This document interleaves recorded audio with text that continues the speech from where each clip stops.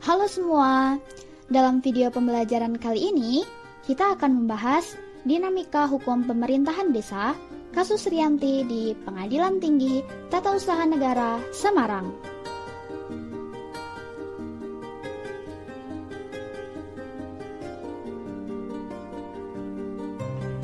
Sebelumnya, kita perkenalan dulu ya. Anggota kelompok kami terdiri dari Aura Zahra Rizky Latif, Badria Izatul Isnaini, dan Dian Ayu Wahyu Nur Hidayati. Ayo kita simak video pembelajaran kali ini. Apa aja sih poin-poin dari video pembelajaran kali ini?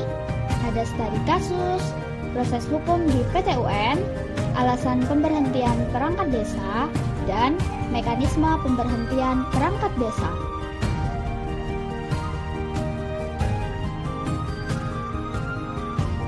Analisis kasus. Kasus Rianti melawan Kepala Desa Keji di Pengadilan Tinggi Tata Usaha Negara Semarang tertanggal 13 Oktober 2017 mengenai pemberhentian dengan hormat. Diajukan gugatan karena penggugat merasa dirugikan atas keputusan yang diambil tidak sesuai prosedur.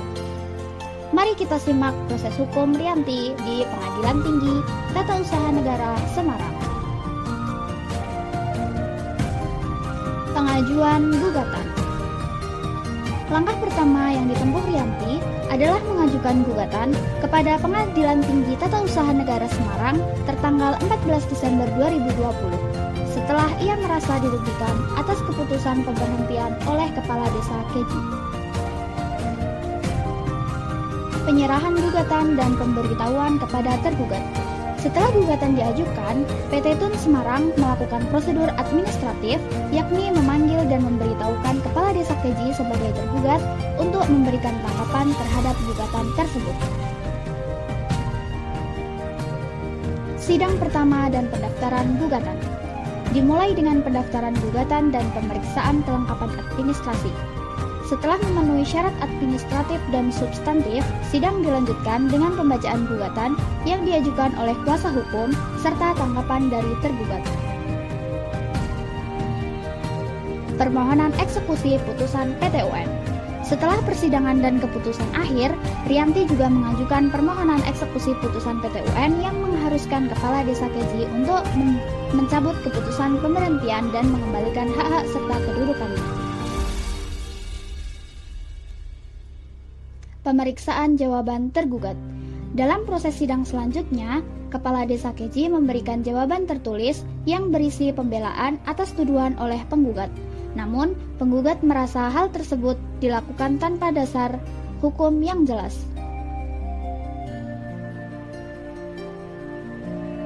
Proses pembuktian. Tahap selanjutnya adalah pembuktian yang melibatkan pemeriksaan saksi-saksi dan bukti-bukti yang diajukan oleh kedua belah pihak.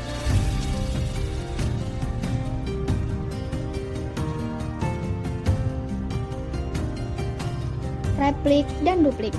Setelah bukti dan saksi diperiksa, tahap selanjutnya adalah replik dan duplik. Pada tahap ini, penggugat dan tergugat memberikan klarifikasi lebih lanjut mengenai argumen yang telah disampaikan sebelumnya.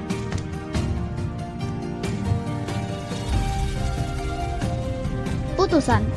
Setelah semua proses dilakukan, terbitlah putusan akhir yang dimana dalam kasus ini menyatakan batal keputusan Kepala Desa Keji tentang pemberhentian dengan hormat Saudari Rianti sebagai Kepala Seksi Pemerintahan Desa Keji tertanggal 13 Oktober 2017.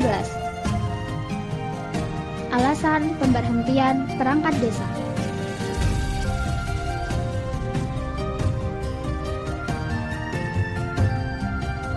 Terdapat beberapa alasan pemberhentian perangkat desa.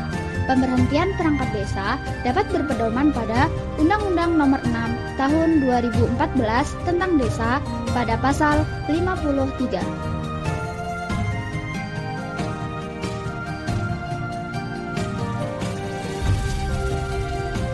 Mekanisme pemberhentian perangkat desa.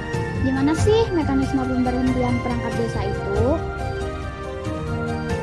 Pemberhentian perangkat desa yang benar dan sesuai prosedur pastinya berpedoman pada Peraturan Pemerintahan Republik Indonesia Nomor 43 Tahun 2014 tentang Peraturan Pelaksanaan Undang-Undang Nomor 6 Tahun 2014 tentang Desa pada pasal 69.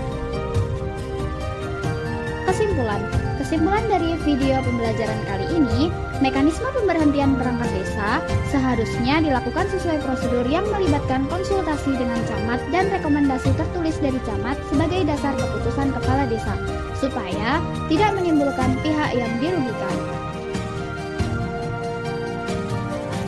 Sekian video pembelajaran dari kami, semoga bermanfaat. Thank you for watching. See you in the next video. Bye.